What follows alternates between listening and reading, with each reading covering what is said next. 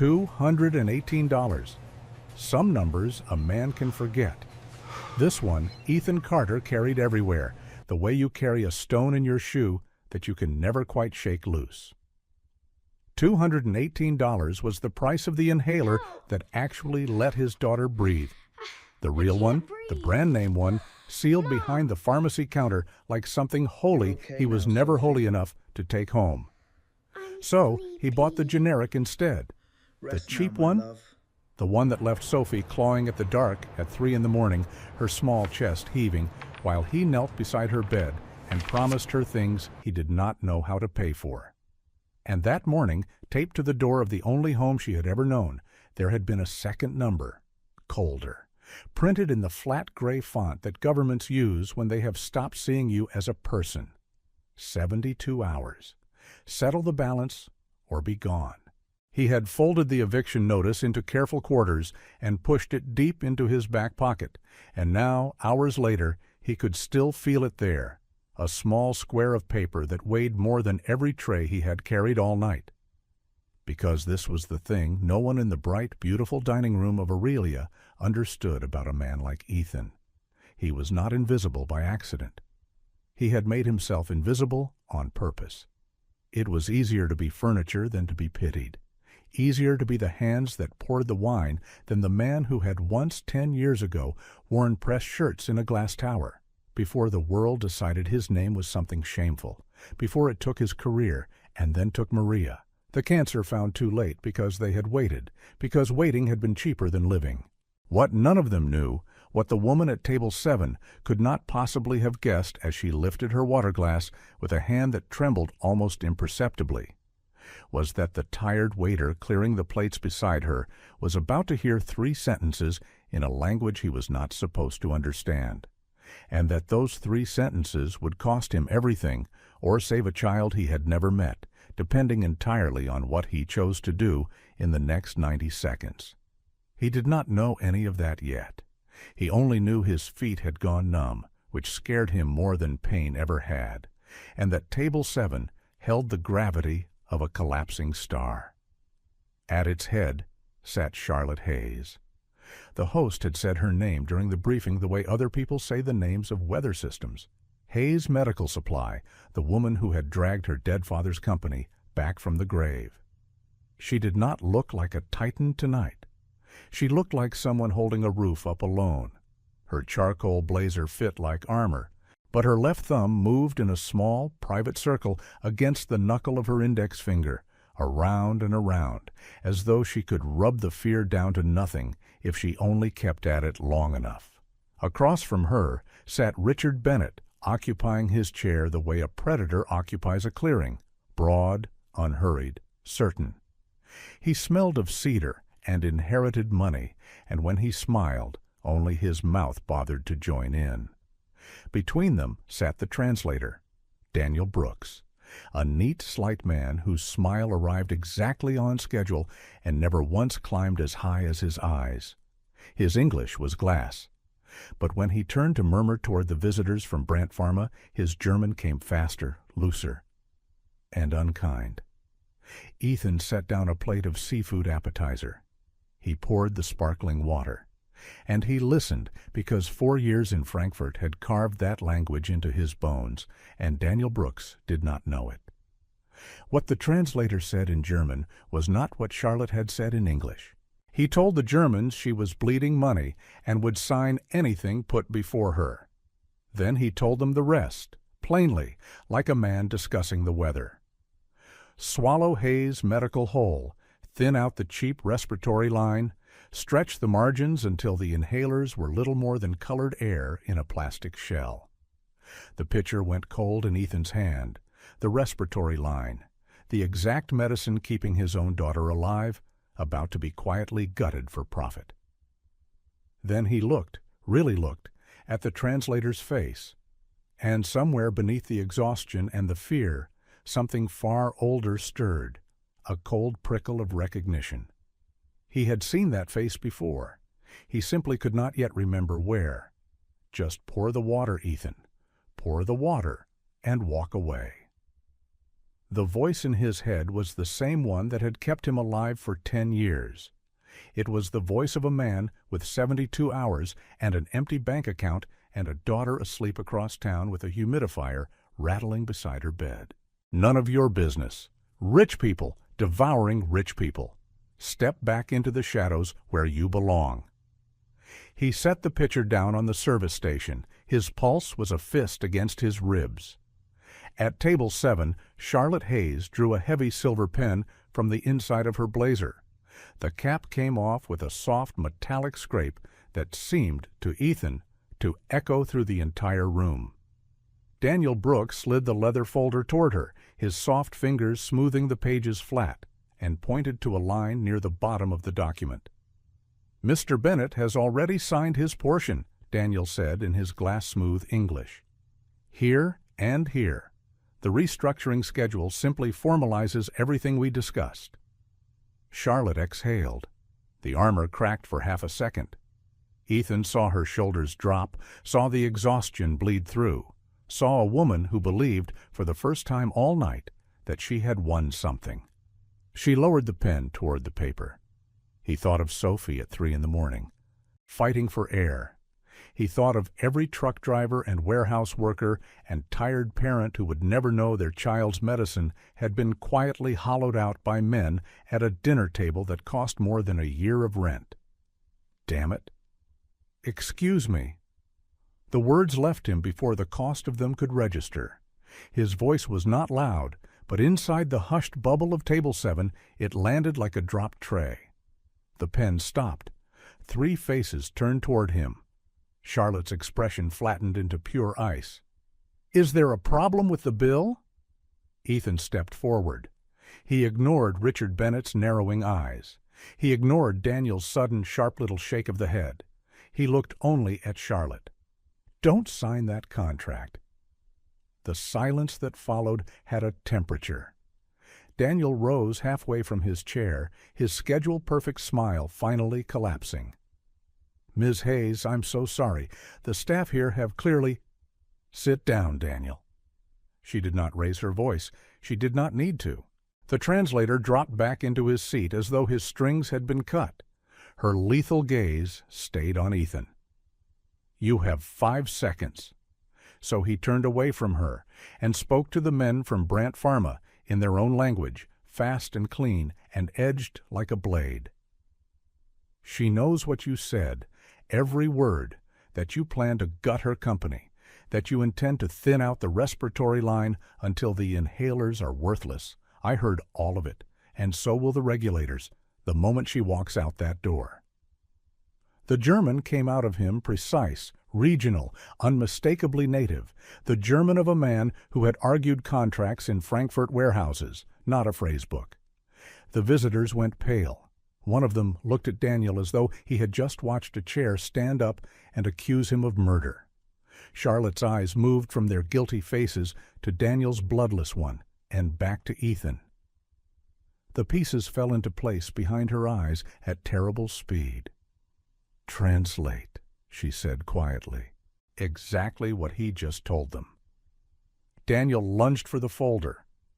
"Ms. Hayes, you cannot possibly listen to a—" She pressed her hand flat over his, pinning his fingers to the table. "If you open your mouth again, I will have my legal team bury you so deep your grandchildren will inherit the lawsuit." She did not look at him. "Speak," she told Ethan. He spoke. The lie about the bleeding cash. The plan to swallow the company. The respiratory line stretched into colored air. Charlotte flipped to the restructuring page and read in silence for 10 unbearable seconds, and Ethan watched the exhaustion drain out of her and something far more dangerous take its place. Then she lifted her water glass and slowly, deliberately, poured the entire contents across the open contract. The ink of Richard Bennett's signature bloomed and ran, smearing into an illegible blue ruin. "This dinner is over," she said. Bennett surged up, buttoning his jacket, snarling. Daniel scrambled after him, snatching his ruined briefcase, jabbing a trembling finger at Ethan. "You're finished in this city. You hear me?" They were gone within seconds. Eris, the floor manager, was already speed-walking across the room, face purpling, and his hand closed around Ethan's arm like a vice. "You're fired. Out the back, before I call the—" Let go of his arm. Charlotte was standing now, sliding her phone into her coat. Eris froze. She crossed to Ethan, read his name tag, and held out a sleek embossed card. "It seems you just saved me $80 million and 250,000 children's lungs," she said. "And it seems you just lost your job. Call that number, 9 o'clock.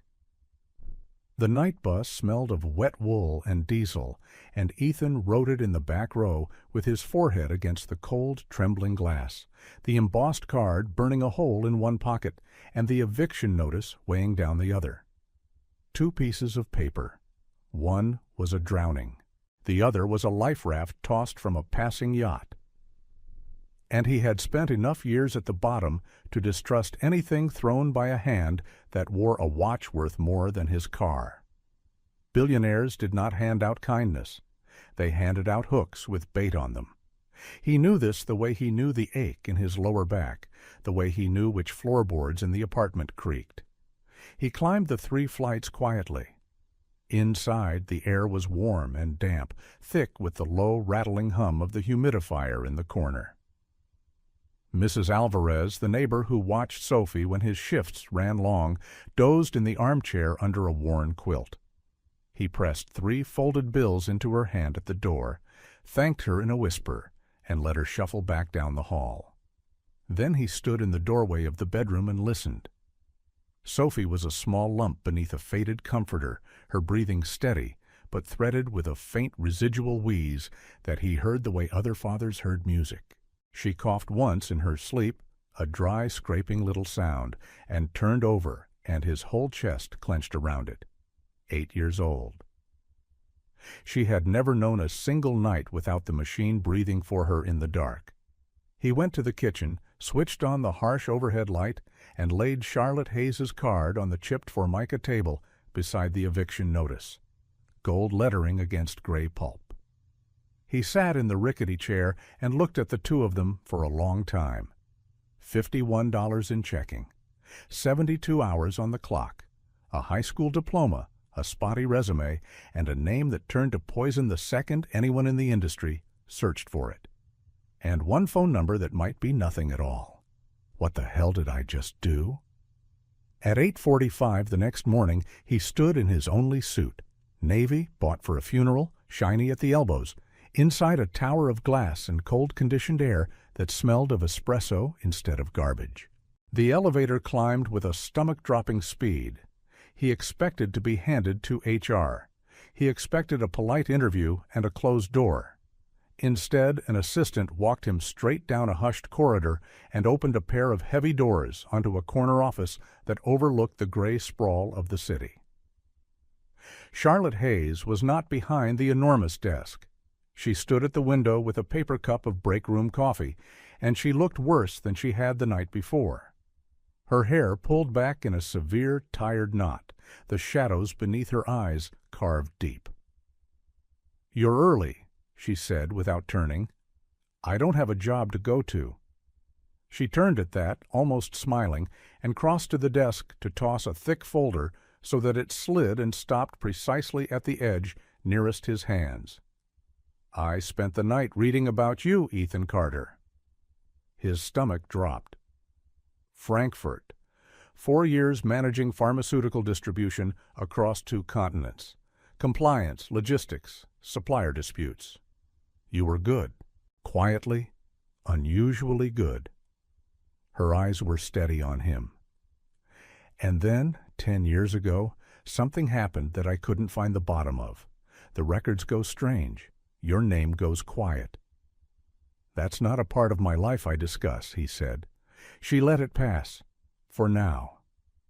"I don't need you to discuss it. I need what you showed me last night. Someone who hears the lie under the words. Someone who cannot be cowed by a suit." She nodded at the folder. "Open it." Behind her on the wall hung a black-and-white photograph of a gray-haired man with kind, tired eyes standing in front of a small warehouse. Ethan's gaze caught on it. "My father," Charlotte said softly. "William Hayes. He built this company from nothing, and then he watched it burn. I rebuilt it from the ashes." Something flickered across her face, old, unhealed. "I don't intend to watch it burn twice." Ethan opened the folder. Director of International Negotiations, and the salary on the second page stole the breath clean out of his chest. Ethan closed the folder. He looked up, meeting her gaze, and the number on the second page, the number that could have ended every sleepless arithmetic of his life, simply fell away from him. "I need health insurance," he said. His voice came out steadier than his hands. "Not in 90 days. Not after a probationary period. Active by midnight tonight. Comprehensive. Top tier."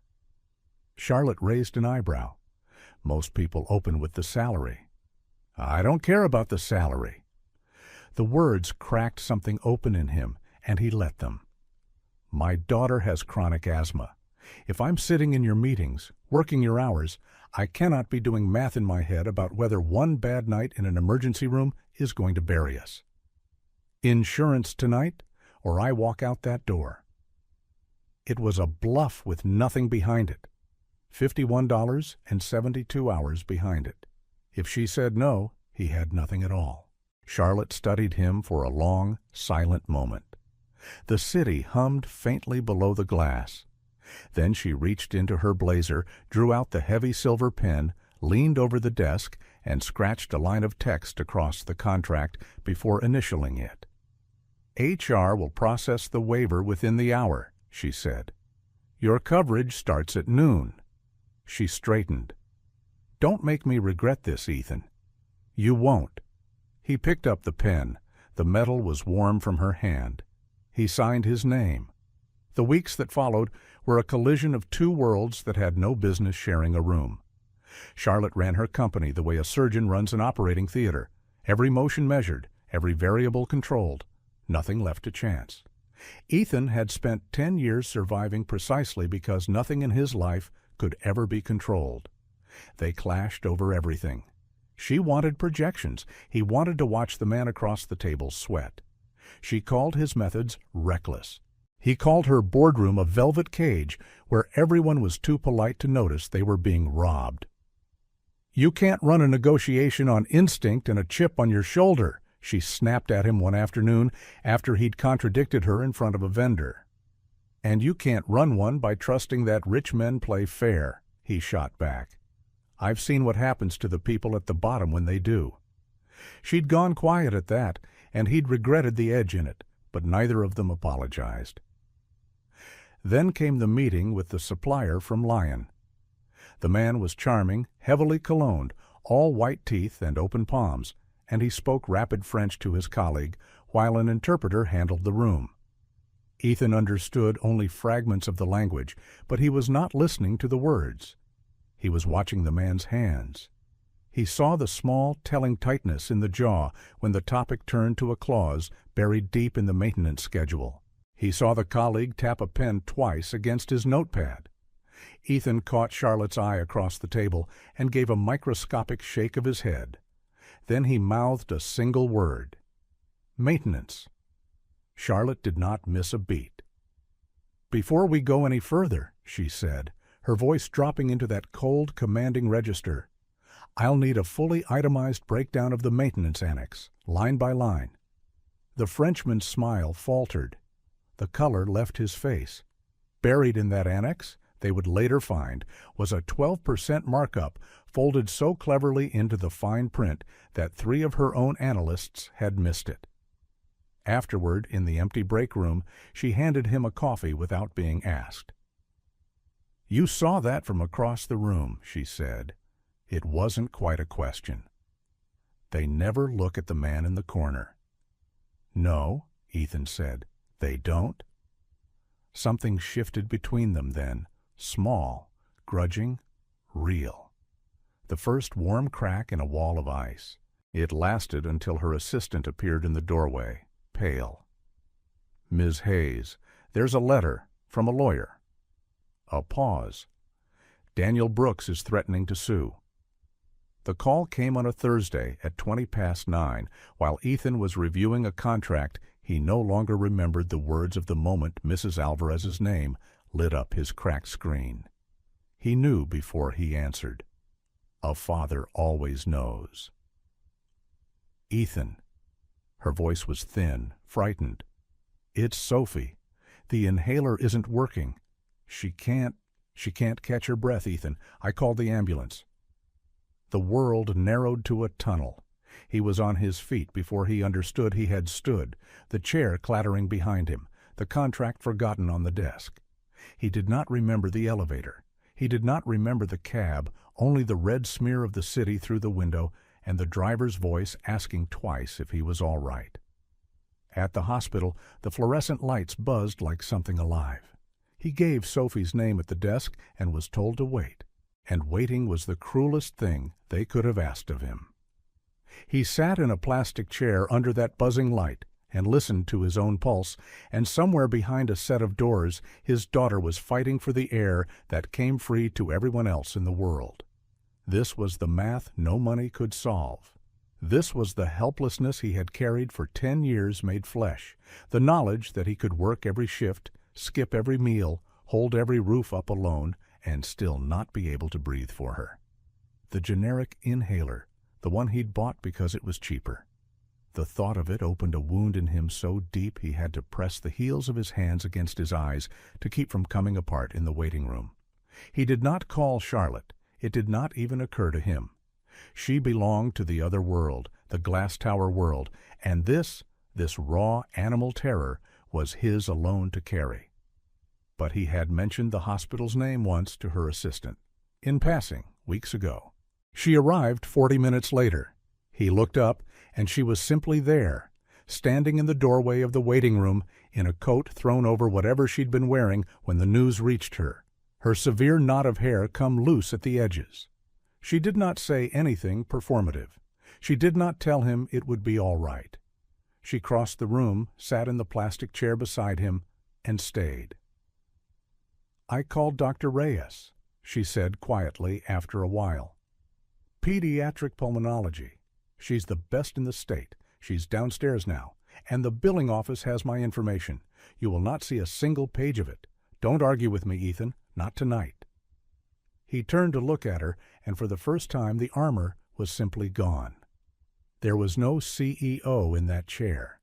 There was only a woman who knew exactly what it was to sit in a hard plastic seat, while the thing you loved most slipped toward a darkness you could not follow. He understood then that she had sat in a chair like this before. For her father, maybe. For someone. "Why?" he managed.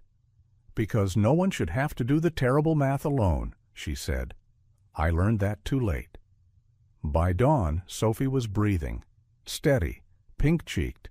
The crisis broke like a fever, and when they finally let Ethan into the room, he found his daughter propped up against the white pillows, small and tired and alive, and Charlotte sitting on the edge of the bed, showing her something on her phone that made the little girl laugh, a real laugh, frail but bright. "Daddy," Sophie rasped, delighted. "Charlotte knows the names of all the bones in the hand, all of them." Charlotte glanced up, almost embarrassed, caught being human. And Ethan, standing in the doorway with 10 years of armor cracking quietly down the middle, felt something he had not let himself feel since Maria died. Not gratitude, something far more dangerous than gratitude. They kept Sophie one more night for observation, and somewhere in the small hours, when the girl had finally drifted off with Charlotte's borrowed cardigan tucked under her chin, the two adults found themselves in the hospital's empty courtyard. The city glittered cold and distant beyond the railing. Someone had left 2 paper cups of vending machine coffee on the bench, and they drank them without tasting them, shoulder to shoulder, too tired for the walls they usually kept up. "You didn't have to stay," Ethan said. "Dr. Reyes, the billing, that was already more than anyone's ever done for us. You You could have gone home hours ago." "I know what it does to a person," Charlotte said, watching the steam rise and vanish. "Sitting in a chair like that, waiting for a door to open. I wasn't going to leave you in it alone." He turned the cup in his hands. "You said you learned it too late. The math. Doing it alone." For a long moment she said nothing. Then she set her coffee down on the bench, and when she spoke, her voice had lost every edge it carried in the boardroom. "My father built Hayes Medical from a single warehouse.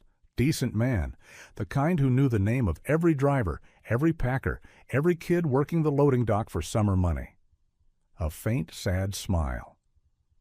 "He used to say the whole point of medicine was that it reached the people who couldn't pay for it. He believed that. He ran the company like he believed it." "What happened?" "A shipment," she said. 10 years ago. A consignment that came through one of his international suppliers. Falsified. Counterfeit product slipped into a legitimate shipment, documentation forged to make it look clean. When the regulators traced it back, it landed on his desk. His signature was on the chain of custody, somewhere down the line. It didn't matter that he never knew. It didn't matter that he'd been deceived by people he trusted. Her thumb found the knuckle of her index finger again. That old private circle. The company collapsed in a season. The lawsuits, the recalls, the headlines. He had a stroke 6 months into it. He never recovered. He died believing he'd betrayed the very people he spent his life trying to protect. Ethan had gone very still. Something cold was moving through him. A chill that had nothing to do with the night air. A sensation he could not name and did not want to. "They never caught who did it," Charlotte went on quietly. "The man who actually arranged it walked away clean. Disappeared into the machinery, the way those men always do. I rebuilt the company so that it could never happen again. So that no one could ever poison what we make. That's why the respiratory line matters so much to me, Ethan. It's the cheap one. It's the one that reaches the people who can't pay. It's the one my father would have died to protect." She let out a breath. "And it's the one Richard Bennett tried to gut at that dinner table. You understand now why I poured water on his contract instead of signing it."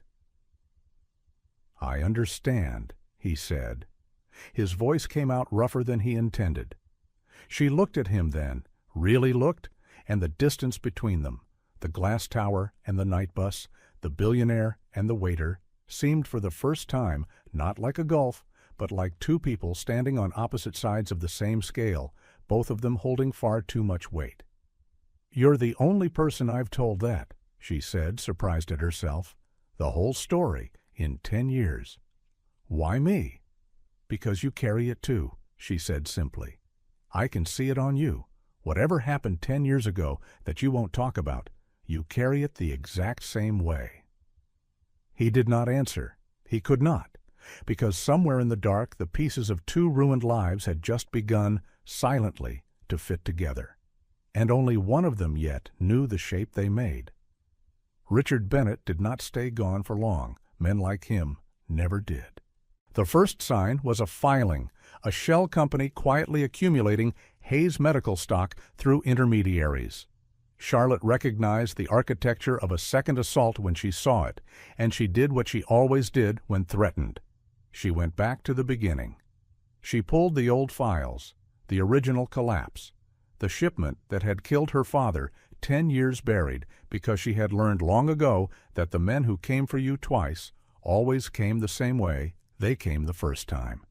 It was past midnight in the corner office, the photograph of William Hayes watching from the wall, when she found it. The chain of custody manifest, the falsified consignment, the forged documentation that had ruined a decent man. And there, near the bottom of the 3rd page, a signature confirming receipt of the shipment at the distribution point in Frankfurt. Ethan Carter. The pen stilled in her hand. The room went very quiet, the way a room goes quiet just before something breaks. She read the name again and again. She told herself it was a coincidence, a different man, a common enough name. And then she pulled his employment file, the one she had read the night after Aurelia, and laid the signatures side by side under the desk lamp. The same hand, the same small flourish on the final letter. The man who had saved her company. The man who had sat beside her in a plastic hospital chair. The man whose daughter wore her cardigan. His name was on the document that had killed her father. She called him in at 7 the next morning. He arrived early, the way he always did, and she watched him cross the office with that careful, invisible walk. And for a moment she hated how glad some part of her still was to see him. She slid the manifest across the desk. "Explain this." He looked down. She watched the color drain out of his face in real time, watched 10 years of something he had buried claw its way back to the surface. He did not pretend not to understand. That, at least, she would give him. "Charlotte, don't." Her voice was glass over ice. "That's your signature, on the shipment that destroyed my father. The shipment you knew about. You sat in this hospital with me. You let me tell you the whole story, and you said nothing." "I didn't know it was your father's company," he said, and the words came out hoarse, desperate. "I swear to you, I didn't make the connection until just now. Charlotte, I was a logistics coordinator. They handed me a manifest and told me to confirm receipt. Routine paperwork, hundreds of them a week. A man I reported to said it was just procedure, just a formality. Sign here and move on. I trusted him. I didn't read what I was signing because I had no reason to think—" "My father didn't read it either," she said, and her voice cracked clean down the middle. That was exactly his defense, and it didn't save him. He died of it, Ethan. He died believing he'd poisoned the people he loved, and your name is on the paper that did it. I was used. The guilt rose in him like floodwater, drowning every word. I know that doesn't bring him back. I know it doesn't undo a single thing. They burned me too, my career, my name, everything. I spent 10 years paying for a signature I didn't understand. But God, Charlotte, if I had known— Get out! Charlotte, get out of my office. She would not look at him. She could not. The thumb pressed white against the knuckle. I trusted you. I let Sophie near me. Get out. He stood. There was nothing left to say that would not be cruelty dressed as comfort. He walked to the door with the same invisible walk that had carried him through 10 years of being no one, and at the threshold he stopped and did not turn around. He sounds like he was a good man, Ethan said quietly. Your father. I'm sorry I ever touched his life. Then he was gone, and the office was silent, and Charlotte sat alone with 2 signatures and the ruin of everything she had let herself begin to hope for. Charlotte did not sleep. She sat with the manifest until the office filled with gray morning light, and somewhere in those hours her grief began, slowly, to turn into something colder and more useful. Because grief asks why, and a CEO who has rebuilt a company from ashes does not stop at the first answer she is handed. His signature was on the page. But a signature was not a plan. Someone had built the trap. Someone had chosen Ethan Carter to put his name on it. She started pulling the threads no one had pulled in 10 years. The supplier who had introduced the falsified consignment had used an intermediary, a fixer, a smoother of rough edges, a man who arranged the paperwork and managed the people and made certain the right signature landed on the right line. He had been listed in the old records under a company name, then a second company name, then nothing at all. He had vanished into the machinery, exactly as she'd told Ethan in the courtyard. The man who actually arranged it walked away clean. It took her until noon to find the photograph. An old trade conference badge, archived in a German industry database, a face beside a name from a decade ago.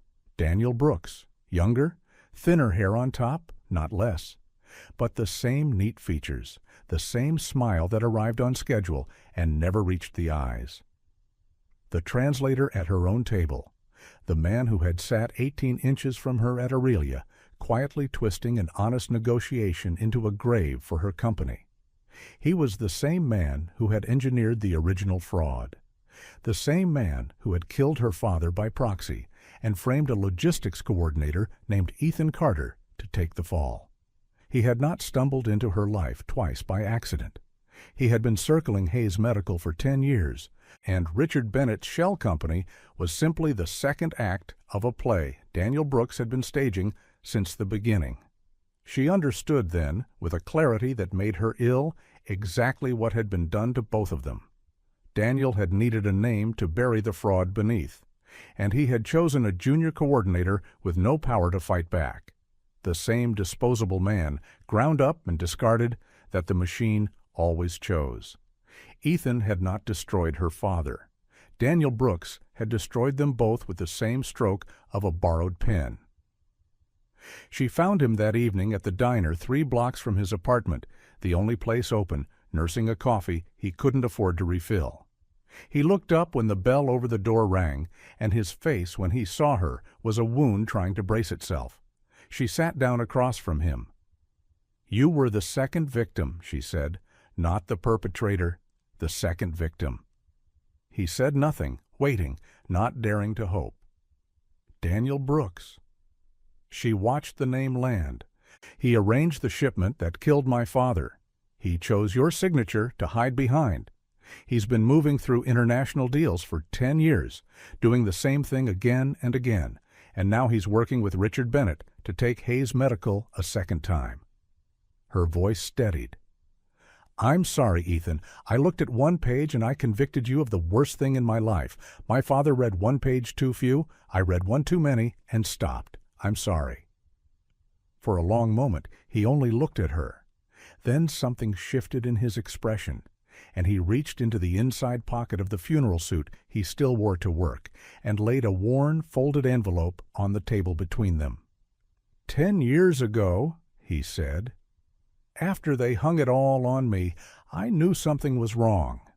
I didn't understand the whole shape of it, but I kept a copy. The original manifest before it was altered. The instruction I was given, in writing, telling me to sign without reviewing. The name of the man who gave it." He pushed it toward her. "I've carried it through 3 apartments and 1 eviction. I never knew what to do with it. I didn't even know who to trust." Charlotte opened the envelope with hands that were not quite steady, and there, in faded 10-year-old ink, was the thread that tied everything together. A name written in the corner of a routing instruction. D. Brooks. She looked up at him. Across a chipped diner table, 2 people who had each spent a decade carrying the same buried weight finally set it down between them. "Then let's bury him with it," she said, and held out her hand. Ethan took it. They built the trap the way Daniel Brooks had taught them, without meaning to. Charlotte's lawyers and forensic accountants spent 2 weeks tracing the shell company back through its layers, and the old envelope from Ethan's funeral suit gave them the one thing they had never possessed: a beginning. The original manifest, unaltered, the written instruction to sign without review, the routing note signed in the corner, D. Brooks, in ink 10 years old. With that thread in hand, the whole tapestry came apart. The string of international deals, the pattern of disposable signatures, the companies he had hollowed, and the people he had buried beneath their own names. They did not confront Daniel in a boardroom. They invited him to one, him and Richard Bennett both, under the pretense of reopening negotiations. And when the 2 men sat down across the long table, certain they were closing a second kill, Charlotte slid a folder toward them instead of a contract. Inside was everything, 10 years of it. Richard Bennett went gray. Daniel Brooks's smile arrived, exactly on schedule, and for the first time it had nowhere to go. "The regulators have copies," Charlotte said pleasantly. "So does the press. So does the federal attorney who has wanted your name for a very long time, Mr. Brooks. You should have stayed gone. The network unraveled in a single season, faster, even than her father's company had fallen. The arrests made the financial pages. The respiratory line, the cheap one, the one that reached the people who could not pay, was protected in perpetuity by a clause Charlotte wrote herself and named after William Hayes. And Ethan Carter, after 10 years of carrying a stranger's crime, was cleared, his record corrected, his name returned to him, the shame he had worn like a second skin, finally, quietly, lifted away. He found Charlotte in the corner office afterward, beneath her father's photograph. "It's over," he said. "It's over," she agreed. And then, because she had spent a decade learning that the math should never be done alone. "I was wrong about you in every way that mattered, Ethan. I let one page make me a fool. I don't intend to make that mistake about my own heart." She crossed the room. "I love you. I think I have since you told me not to sign."